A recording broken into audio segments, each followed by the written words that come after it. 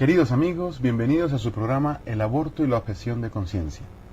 Con ustedes, su servidor, Saulo Medina Ferrer, psicólogo, voluntario de la causa Provida. Hoy vamos a continuar con nuestra serie con el nombre que hemos mencionado, El aborto y la objeción de conciencia. Vamos a continuar con esta serie de programas con el número 3. Hoy vamos a tener un diálogo que yo espero que sea muy dilucidador, que nos ayude a mirar en una perspectiva más amplia y más clara. ¿Por qué, de cuando en cuando, por qué no pasa una semana sin que en los periódicos se hable del aborto?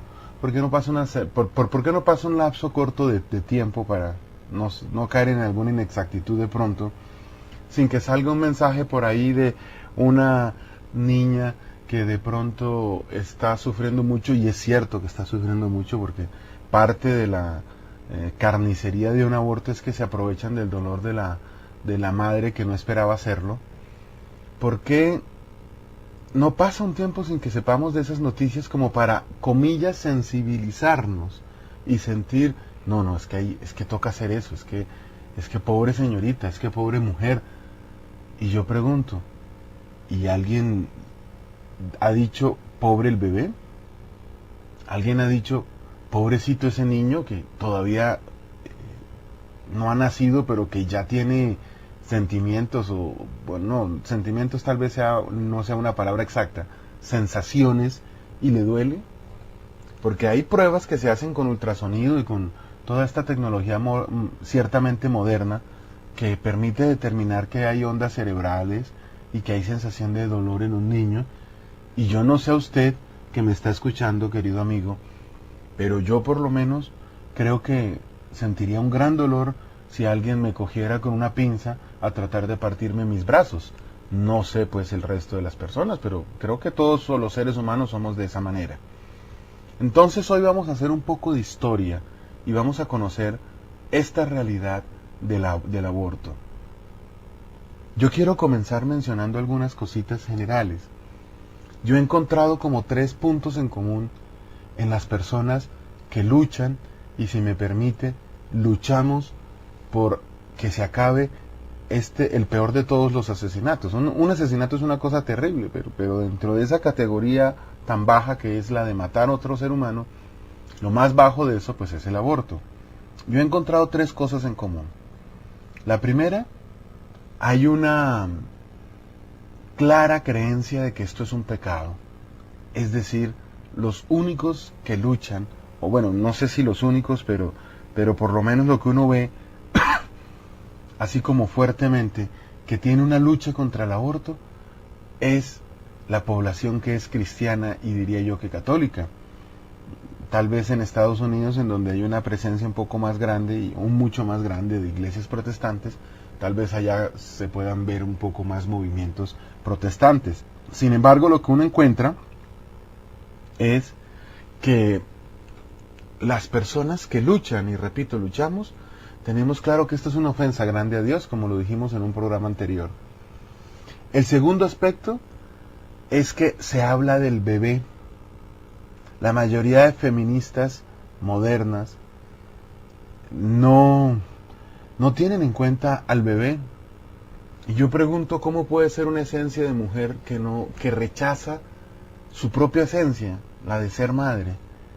Ok, una mujer no tiene solo una dimensión de madre, por supuesto es la más importante, pero ¿cómo rechazar lo más importante?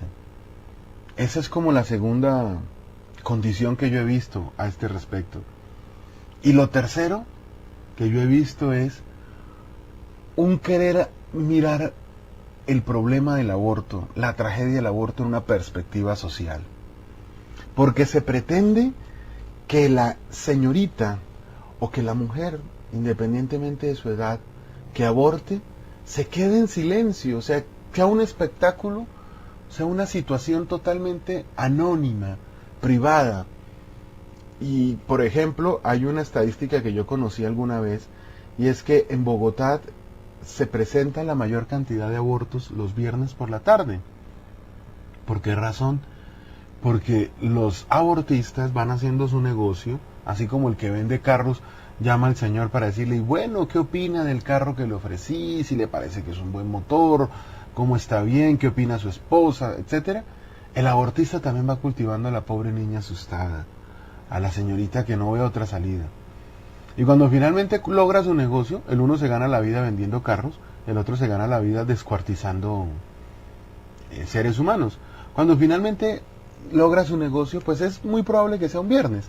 ¿Por qué? Porque le dicen a la señorita, mira, tú te haces el procedimiento, acuérdate lo que decíamos en el programa anterior, ¿no? IVE, se empieza a tratar de decir, el IVE, me voy a hacer un IVE, como que me voy a cortar el cabello, ¿no? Entonces tú te haces el procedimiento el viernes y descansas el sábado y el domingo. Y si acaso el lunes todavía estás manchando, pues le dices a tu mami que te llegó el periodo muy fuerte y que quieres quedarte en casa, que no vas a ir a clases, si es una estudiante. Y ya el martes o más tardar el miércoles continúas con tu vida. Y no tienes por qué dejar tus estudios por un niño por el cual no estabas preparada, fue un error, la próxima vez lo vas a hacer mejor. El problema es que ese aborto, esa carnicería que sucede de manera callada y fría y silenciosa, apúrele que tengo 5 o 6 procedimientos más que hacer, eso no se queda ahí solamente en el vientre de esta mujer, sino que como ella está tan conectada a la vida como todas las mujeres, esto empieza a afectarla de una manera que vamos a ver en estos programas, a nivel emocional, a nivel afectivo, a nivel espiritual. Pero yo sigo con mi historia. Las personas que luchamos por el aborto nos damos cuenta que esto tiene un problema social.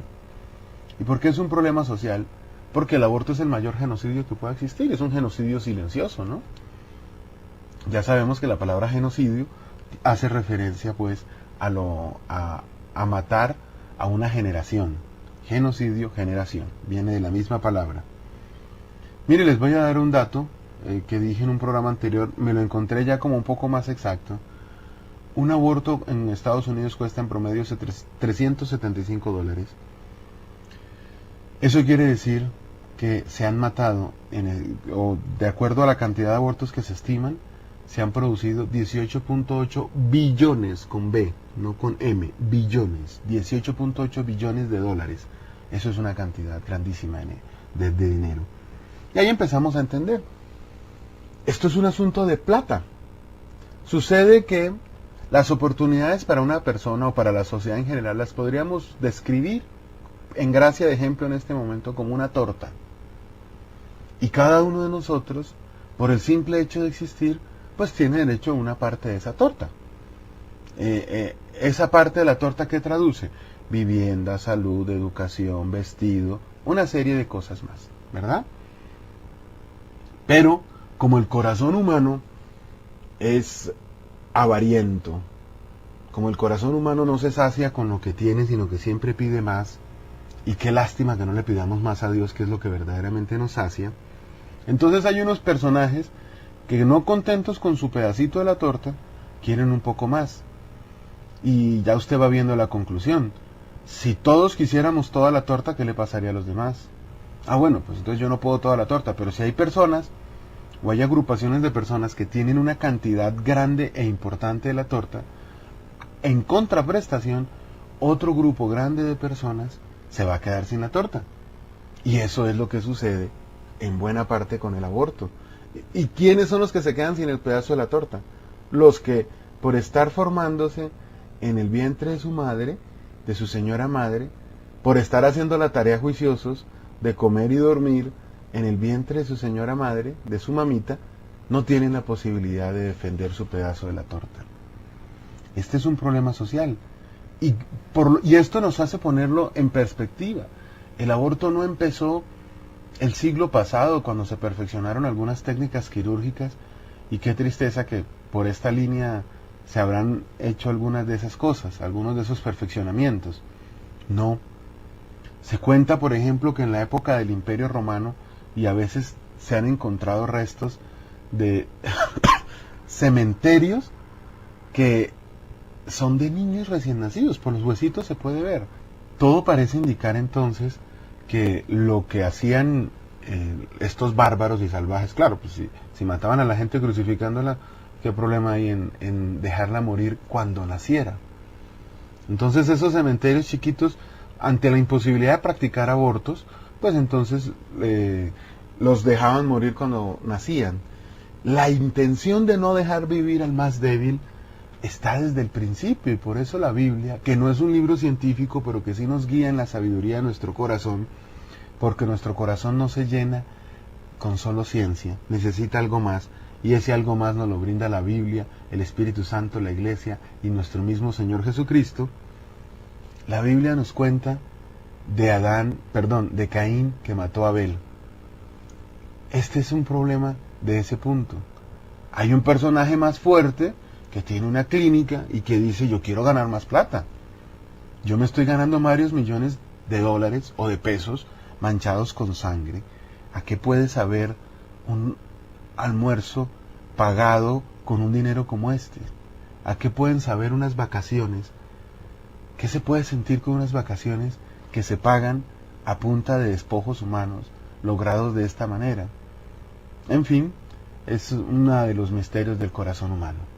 Entonces, hecha esta introducción que no ha sido tan breve, pero que nos ayuda a poner en perspectiva al respecto, ya tenemos claro entonces, amigos, que el aborto es un problema social que viene desde Caín y Abel, cuando las personas quieren más pedazos de la torta de lo que les ha correspondido, o pueden alcanzar sin dañar a los demás. Ellos quieren llevarse todo por delante. Y dos, es un negocio. Mira, aquí estoy viendo, yo sigo tratando de documentarme. Más o menos hasta el año 2000 se habían matado en Estados Unidos 41.493.800 niños. Eso equivale casi a la población de Colombia.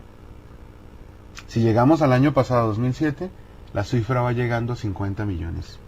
Claro que eso, que a uno lo asusta, también nos debe llenar de gozo. ¿Qué? No los asesinatos, sino que acordémonos, hermanos, que en la medida en que las cosas se ponen difíciles para el ser humano, producto de su propio pecado, pues en un momento llega a una situación tal en que se da cuenta que no hay nada que hacer por sus propias manos y busca a Cristo. Y eso se está empezando a ver en Estados Unidos, porque resulta que ya está empezando a cambiar un poco, o se están empezando a dar algunos pasos, por ahora tímidos, que nos pueden indicar que se va a cambiar esa ley de Estados Unidos. Comencemos por decir, entonces, que el aborto se instrumentaliza o comienza a través de una institución muy privada que nadie conoce o que no es tan fácil de ver. Eso no es como ir al supermercado de la esquina, que se llama la Federación Internacional de la Planificación Familiar. Sus siglas en inglés es IPPF. Esa institución organiza el aborto en el tercer mundo y en muchos países también. Claro, porque es que si un país tiene una baja población, como lo muestra Éxodo al comienzo, usted puede ir a leerlo por allá en el capítulo 2, si no estoy mal, el faraón no le interesaba que el pueblo de Israel se multiplicara. ¿Por qué? Porque si se multiplicaban se volvían peligrosos. Ellos querían un pueblo esclavo que tuviera pocos pobladores, lo suficientes para suplir sus tontas y caprichosas necesidades. Pero si un pueblo se pone muy grande, pues de pronto se vuelve amenazante. Imagínese usted una cosa, le quiero dar un dato. El estado de California, el solo estado, mirando su economía, es la quinta economía mundial. Claro, usted va a mirar cuántos pobladores tiene ese estado y cuántas personas tiene Estados Unidos, más de 300 millones. Eso contra un país que tiene 1 millón, 5 millones. ¿Cuántos pobladores puede tener un país centroamericano? Colombia es uno de los países más poblados de Sudamérica, excluyendo a Brasil de estas cuentas, que pues es muy grande. Y Colombia apenas tiene 40 millones. 40 millones es el 15% de la población. Imaginémonos por un momento que nos fuéramos a poner en lucha los 300 millones contra los 40 millones. Pues seríamos absolutamente extinguidos. Que no cabemos, que la superpoblación, eso hace parte de un programa futuro. Por ahora entonces decimos que la Federación Internacional de Planificación Familiar, IPPF por sus siglas en inglés, es la que maneja un poco estas cosas. Y entonces ellos tienen diferentes organizaciones que también se mueven a ese nivel. Una se llama la Federación de planificación familiar, PPF en Estados Unidos, otra se llama Pro-Choice America, se llama NARAL por sus siglas en inglés, y así hay varias, y todas esas tienen sus tentáculos en el tercer mundo. Entonces, por ejemplo, si usted pudiera averiguar, y yo creo que hay una manera legal de saber eso, pero pues pienso que es suficiente con esta información, usted puede averiguar que Pro Familia, el ente rector, mire qué falta de respeto con nuestro Señor, que fue el que creó la familia, decir que una institución que busca matar niños, que busca poner a la mujer a luchar contra su propia sexualidad a través de la anticoncepción química, está a favor de la familia. Pues Pro Familia en Colombia es una institución creada con capital de esta federación que yo les estoy mencionando. Entonces ellos tienen dos puntos fuertes. Ellos hablan de la salud de la mujer y de su derecho a elegir. ¿Y por qué hacen eso? Pues porque aquí yo tengo que decir con vergüenza que los hombres, estoy hablando del sexo masculino, los hombres hemos agredido durante siglos a las mujeres. Y esto va a empezar a cambiar. Y cuando digo esto es el aborto y toda esta tragedia, cuando los hombres nos reencontremos con nuestra propia esencia y así podamos descubrir la maravilla de regalo de Dios que es la mujer en la vida del hombre. Que no es un regalo como un peluchito, sino que al contrario es un complemento, es una compañera, es alguien sin el cual el hombre no está completo. Producto de esa increíble agresión durante siglos, pues ellas se han sentido, justamente en cuanto a su rechazo, quiero quedar muy en claro, ha sido injusto que el hombre trate mal a la mujer. Y eso es a lo que yo hablo de que es justo que ellas busquen otra forma de derechos. ¿Dónde ha estado el mal? En que la señora Margaret Sanger, alrededor de 1942, empezó con un pasado oscuro con relación al Ku Klux Klan y demás, empezó a mover a las mujeres para que escogieran y pudieran hablar de la salud reproductiva de la mujer y su derecho a elegir. ¿A elegir qué? Pues a elegir la muerte de sus propios hijos. Como esta frase de pronto puede ser sacada de contexto, yo me permito repetirla una vez más. Está bien que las mujeres y que toda la sociedad se ponga a pensar en cómo restituirle los derechos a quienes se les ha agredido durante siglos. Lo que está mal es utilizar esa lucha directa, jugar, que es lícita, jugar con las ilusiones de las mujeres para ponerlas a luchar contra su propio cuerpo, contra su propio corazón y contra la vida. Entonces ella creó, Margaret Sanger, alrededor de 1942, creó toda una directiva que tiene unos principios absolutamente oscuros, una lucha contra la raza, es una cosa hasta medio nazi, ¿no? Porque pues eso es lo que hay en el corazón humano cuando Cristo es alejado de él. Y entonces se habla de rechazar a los negros y bueno, una cantidad de cosas que son verdaderamente patéticas. Usted empieza a descubrir por aquí cuál es el juego. Mire lo que dice Margaret Sanger. Lo más misericordioso que puede hacer una familia numerosa a su hijo infante es matarlo. ¿Por qué? Porque se empieza a jugar con la superpoblación y se empieza a decir, no, pero es que ¿cómo vamos a educar a nuestros hijos? Es que tener más de 2 hijos es mucho, es que tener más de 3 hijos es mucho, es que tener más de 1 hijo es mucho. Yo les quiero compartir una cosa. Mi familia está conformada por mi papá, mi mamá y por 4 hijos. Yo soy el último, el cuarto. Si mis papás se hubieran dejado guiar por el hecho de que 2 hijos es suficiente, nos hubiéramos quedado, mi hermano, el tercero, que es sacerdote, y yo, nos hubiéramos quedado sin existir. Así que calcule usted de qué tamaño es esto de la superpoblación y que hay que matar y que todo esto. ¿La intención cuál es? Empoderar al ser humano, lo mismo que hizo la serpiente con Eva. Es que el camino es el mismo.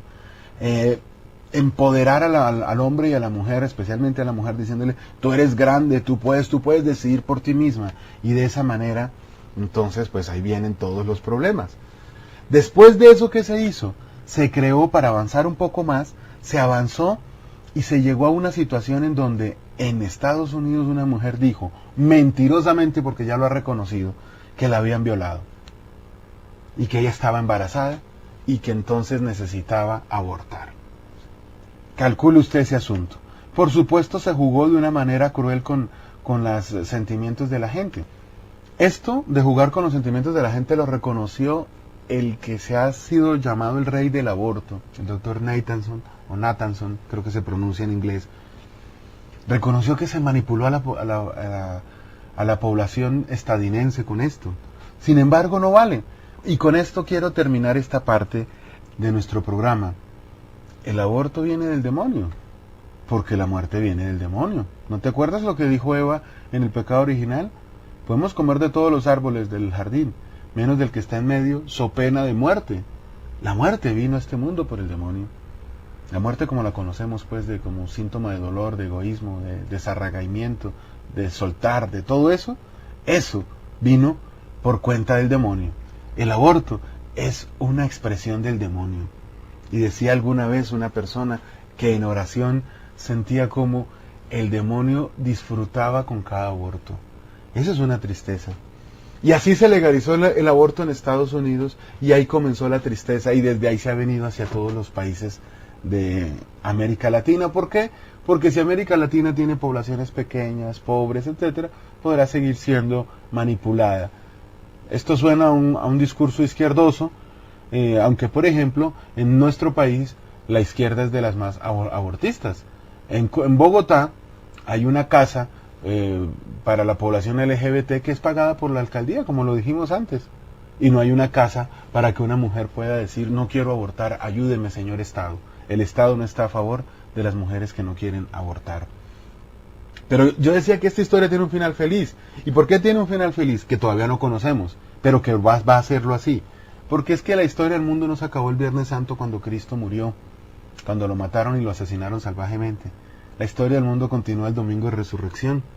Entonces ya empiezan a oírse voces al interior y cómo funciona la política en Estados Unidos en cuanto a la Corte Suprema, etcétera. Empiezan a oírse voces de que hay algunos magistrados que están pensando o que estarían a favor de dar su voto para acabar con esta legalización del aborto. Parece que un primer paso, que no es suficiente, pero que podría ayudarnos a hacer más presión para que verdaderamente se prohibiera el aborto de cualquier manera, es que relativamente pronto se podría llegar a la sentencia de que se permitiera el aborto solo hasta la 12ª semana. Eso no es lo ideal, pero es que hoy en día en Estados Unidos una mujer puede abortar hasta un día antes de que su hijo nazca, lo cual es terrible. Ahí sí que la cosa se pone pues todavía más sangrienta, literalmente hablando. Hermanos, yo quiero terminar esta pequeña intervención diciendo alguna cosita breve con relación